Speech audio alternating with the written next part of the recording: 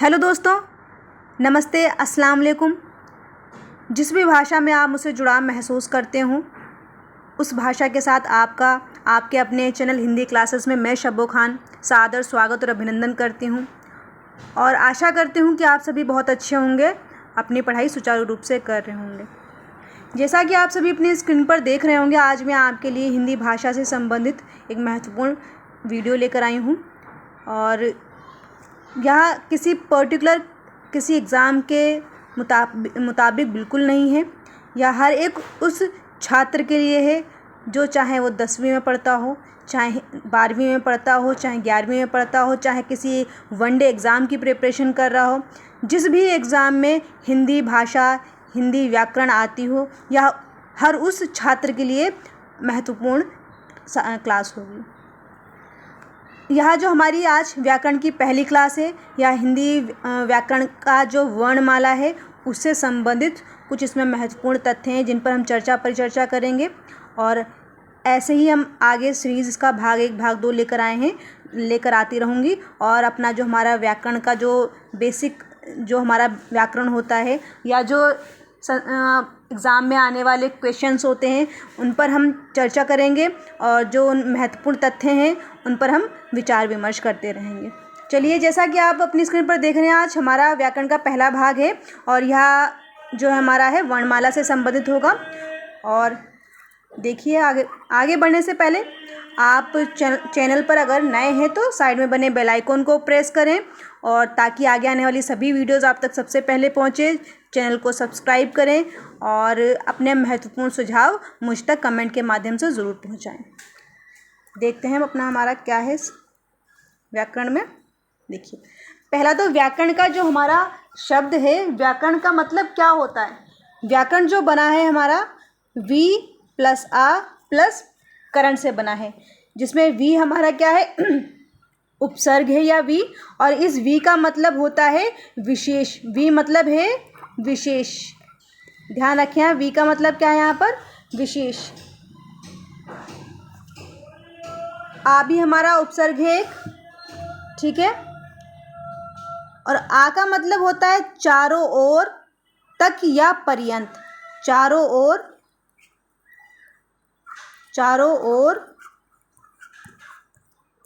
तक या पर्यंत, चारों ओर तक या पर्यंत होता है आ का मतलब। और करण हमारा क्या है यहाँ पर,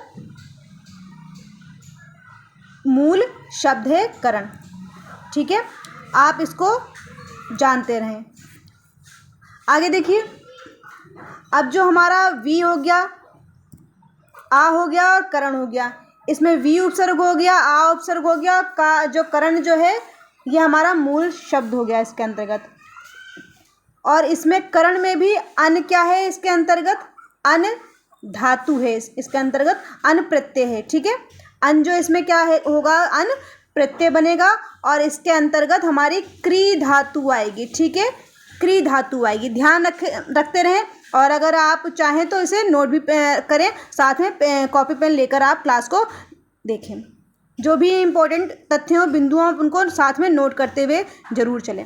तो यहाँ पर हमारा वी हमारा उपसर्ग, आ उपसर्ग, करण हमारा मूल शब्द है, करण में अन हमारा क्या हो गया इसके अंतर्गत प्रत्यय हो गया है और क्री धातु हो गई हमारी। यहाँ पर क्री जो है वह क्या है, धातु है हमारी। आप इसको ध्यान रखें।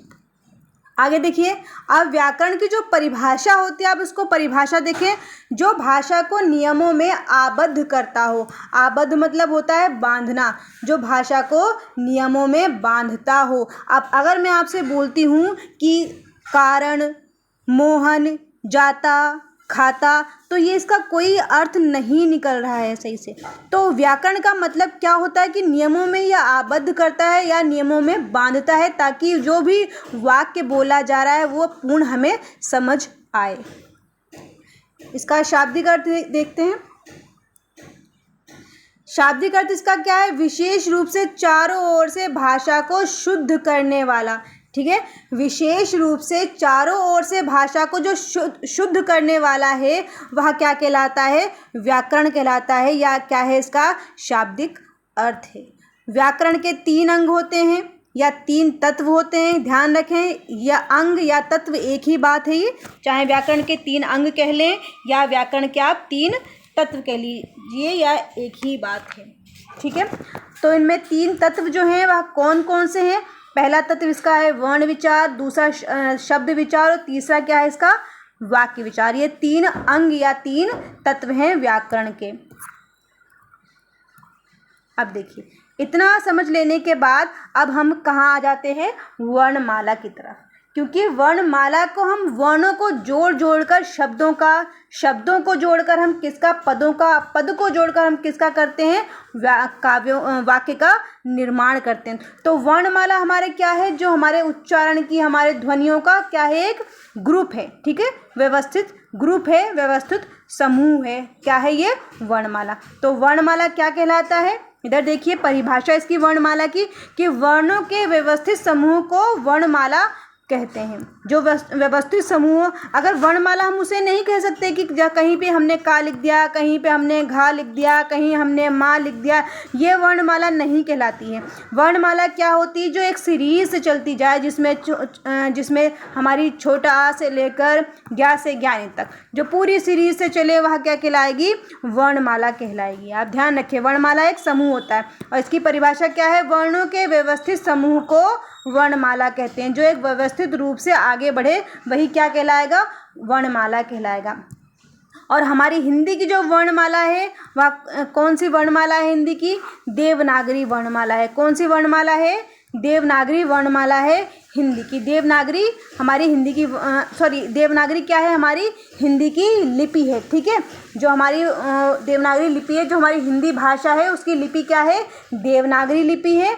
और यह लिपि जो है वैज्ञानिक विधियों पर आधारित है। ये भी ध्यान रखिए, ये एग्जाम में ये वाला प्रश्न पूछा जा चुका है कि कौन सी जो लिपि है वह वैज्ञानिक विधि पर आधारित है। तो वहाँ कहीं कोई सी, जैसे फारसी हो गई, देवनागरी लिपि हो गई, गुरुमुखी लिपि हो गई, ये सभी ऑप्शन में थे। तो देवनागरी लिपि जो है क्या है? वैज्ञानिक विधियों पर यह आधारित है। आप इसको ध्यान में रखें। आगे देखिए, मैंने यहाँ पर एक चार्ट लगाया हुआ है, आप इसे ध्यान से देखें और समझें इसको। देखिए, देवनागरी लिपि की, या जो एक क्या है? वर्णमाला है देवनागरी लिपि की। देखिए, हमारे स्वर जो होते हैं, कुल स्वरों की जो संख्या है हमारी होती है 11 होते हैं, जिसमें आ से लेकर ये सभी औ तक क्या है? हमारे स्वर हैं। छोटा आ से लेकर और औ तक क्या है? हमारे ये सभी स्वर हैं, ठीक है। ये कितने हैं? टोटल 11 स्वर हमारे हैं। और इसके अलावा जो हमारे व्यंजन जो है, हमारे कुल व्यंजन हमारे 33 होते हैं, ठीक है।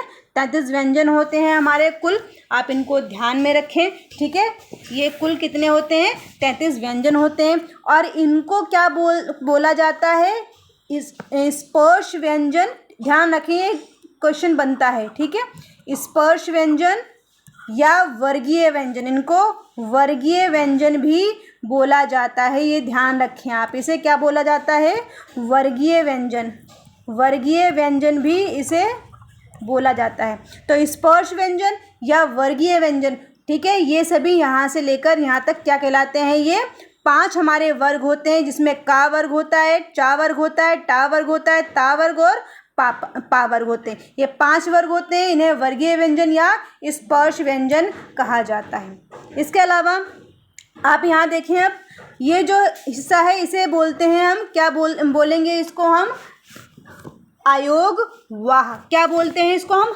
आयोग वाह, ठीक है। इसे 2 हमारे आयोग वाह होते हैं, एक अनुनासिक होता है और एक हमारा क्या होता है? निर्नुनासिक होता है, ठीक है। एक अनुनासिक होगा और एक निर्नुनासिक होगा, ठीक है। ये तो इन दोनों को अनुसार बोलेंगे। इसके अलावा हमारा ये अंग जो हो गया, ठीक है, निर्नुनासिक हो गया, और जो ये चंद्र बिंदु वाला होता है इसे अनुनासिक बोलते हैं, ठीक है। आगे देखिए, इसके अलावा हमारे 2 और इसके अंतर्गत हैं ये वाले, ठीक है। इन्हें देखिए आप, ठीक है। इन्हें क्या बोलेंगे हम? द्विगुण व्यंजन, ताड़न जात या उत्क्षिप्त व्यंजन, ठीक है। इन्हें क्या बोला जाता है? द्विगुण व्यंजन, ध्यान रखें, इनका नाम पूछा जाता है, अलग अलग नामों से पूछा जाता है कि कौन से इसमें द्विगुण व्यंजन है, या कौन से ताड़नजात व्यंजन है, या कौन से उत्क्षिप्त व्यंजन नहीं है। ऐसे एग्जाम में प्रश्न बनते, तो ये ध्यान रखें। इनको द्विगुण व्यंजन, द्विगुण, उत्क्षिप्त, उत्क्षिप्त, ठीक है, या ताड़नजात, ताड़नजात, ये क्या है, तीनों एक ही नाम है। द्विगुण कह लो या उत्क्षिप्त कह लो या ताड़नजात कह लो, ये क्या है, एक ही नाम है ये तीन, ठीक है। तो ये कितने होते हैं, दो होते हैं, ये दो होते हैं, ठीक है, जिसमें जो सड़क वाला ढ आता है और ड आता है, ठीक है। ये क्या होते हैं, उत्क्षिप्त व्यंजन, ताड़नजात व्यंजन या द्विगुण व्यंजन कहलाते हैं, ठीक है। तो आप समझ गए होंगे अब। तो हमारे कुल जो स्वर होते हैं वो कुल स्वर हमारे 11 होते हैं। कुल व्यंजन जो होते हैं हमारे, कुल व्यंजन, हमारे व्यंजनों की संख्या कुल कितनी है, 33 है। और इसके अलावा हमारे कितने होते हैं, दो उत्क्षिप्त व्यंजन है हमारे, ठीक है। और हमारे ये दो हमारे क्या होते हैं, आयोगवाह होते हैं। आयोगवाह दो ये होते हैं, एक तो अंगा होता है, इसके अलावा एक क्या होता है हमारा, अनुस्वार होता है, ठीक है। अंगा और एक आहा, ठीक है। इसे हम, जिसमें चंद्र बिंदु लगा होता है, ठीक है, इसे अनुस्वार बोलते हैं, इसको निर्नुनासिक बोलते हैं। ध्यान रखें आप इसको, जिसमें चंद्र बिंदु होता है उसे अनुस्वार बोलेंगे, ठीक है, और इस वाले को बोलते हैं निर्नुनासिक। ध्यान रखें आप। आगे देखिए, अब आ जाते हैं हम अंतस्थ व्यंजन पे। इसके अंतर्गत हमारे 4 अंतस्थ व्यंजन होते हैं, ठीक है, य, र, ल, व, ठीक है। इसमें 4 अंतस्थ व्यंजन होते हैं हमारे, और हमारे 4 ही ऊष्म व्यंजन होते हैं हमारे। ध्यान रखें, 4 ऊष्म व्यंजन होते हैं, जिसमें तीनों श और हा आ जाते हैं। चार हमारे ऊष्म व्यंजन होते हैं, और 4 ही हमारे संयुक्त व्यंजन होते हैं। संयुक्त व्यंजन हमारे कितने होते हैं, संयुक्त व्यंजन, ठीक है। संयुक्त व्यंजन भी हमारे कितने होते हैं, 4 होते हैं। एक तो छ हो गया, एक त्रा हो गया, ज्ञा हो गया और श्रा हो गया। ये 4 क्या है, हमारे संयुक्त व्यंजन है, ठीक है। ध्यान रखें आप सभी को। आगे देखते हैं, कुछ आगत ध्वनियाँ भी आती हैं, ठीक है। ये आगत ध्वनि, जिनमें नीचे हमारा क्या होता है, ये बिंदी लगा हुआ होता है, ठीक है, उसे हम क्या बोलते हैं, आगत ध्वनियाँ बोलते हैं, ठीक है। जैसे मैं अभी आपको बता चुकी हूँ, मूल वर्ण हमारे कितने होते हैं, 52 मूल वर्ण है हमारे, 11 स्वर हैं, मूल व्यंजन 33 हैं, आयोगवाह 2 हैं, द्विगुण, ताड़नजात या उत्क्षिप्त व्यंजन भी हमारे 2 होते हैं। आगे देखिए, स्वनिम या ध्वनि। स्वनिम क्या होता है, जो हमारे मुख से निकली हुई ध्वनि होती है, ठीक है, उसे हम बोलते हैं स्वनिम, जो मुख से निकला हुआ हो, ठीक है। एक श्वास में जब हमारा कुछ मुंह से निकले तो वह हमारा क्या कहलाता है, स्वनिम कहलाता है। मौखिक रूप से भाषा की सबसे छोटी इकाई क्या होती है, ध्वनि होती है, या इसे ही ध्वनि को ही स्वनिम बोला जाता है, ठीक है। मौखिक रूप से भाषा की सबसे छोटी इकाई होती है, ठीक है, उसे क्या बोलते हैं, ध्वनि बोलते हैं। लेकिन ये क्या होती है, मौखिक रूप से भाषा की सबसे छोटी इकाई होगी, ठीक है। आगे देखिए, अक्षर ध्वनि का लिखित रूप होता है। अक्षर लिखित रूप से भाषा की सबसे छोटी इकाई क्या होती है, अक्षर होती है। लिखित रूप से भाषा की सबसे छोटी इकाई क्या होता है, अक्षर होता है, ठीक है। आगे देखें, वर्ण विचार। ध्वनि का चिन्हों के माध्यम से लिखित रूप जो होता है उसे बोलते हैं वर्ण, ठीक है। ध्वनि का चिन्हों के माध्यम से जो लिखित रूप है उसे हम वर्ण बोलते हैं। अक्षर देखिए, अक्षर क्या होता है, ठीक है। अक्षर 2 प्रकार के होते हैं, एक बद्धाक्षर होता है और एक मुक्ताक्षर होता है। एक तो हलंत युक्त होता है, ठीक है, एक हलंत युक्त होगा और एक हलंत से रहित होगा। हलंत युक्त मतलब होता है जिसमें नीचे क्या हो, हलंत लगा हो। जैसे कि मैंने लिखा हल, अब जब नीचे ये वाला हिस्सा मैंने लगाया तो ये इसको बोलते हैं हलंत, तब ये हो गया हमारा हलंत युक्त। और इस हलंत लगाने के साथ हम इसको बोलते हैं बद्धाक्षर, ठीक है, बंधा हुआ, ठीक है, हलंत से।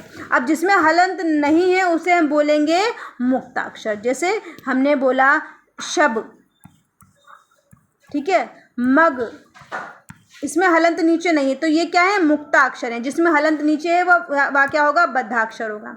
आगे देखें, शब्द, वर्णों के सार्थक मेल को शब्द कहते हैं, ठीक है। जैसे मा, गा, मग, क, माला, कमल। तो ये वर्णों के जो सार्थक मेल होगा इसे क्या बोलेंगे हम?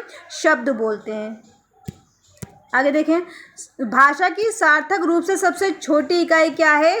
शब्द कहलाती है। ये सभी ध्यान रखें, वर्ण, शब्द, ये सभी एग्जाम में पूछे जाते हैं कि भाषा की सार्थक रूप से सबसे छोटी इकाई कौन सी? ये एग्जाम में पूछे हुए प्रश्न है, बने हुए प्रश्न है, ठीक है। ये सभी ध्यान रखें आप। भाषा की सबसे छोटी इकाई क्या है? ठीक है, भाषा की मौखिक रूप से सबसे छोटी इकाई क्या है? ये सभी प्रश्न पूछे जाते हैं।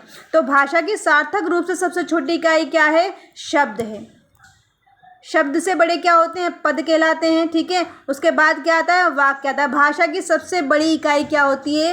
वाक्य कहलाती है। मैंने बोला राम खाना खाता है, जब पूरा राम से लेकर खाना खाता है, ये पूरा एक क्या है? वाक्य है। राम खाना खाता है, ये एक पूरा वाक्य है, ठीक है। और ये क्या है? भाषा की सबसे बड़ी इकाई कहलाती है।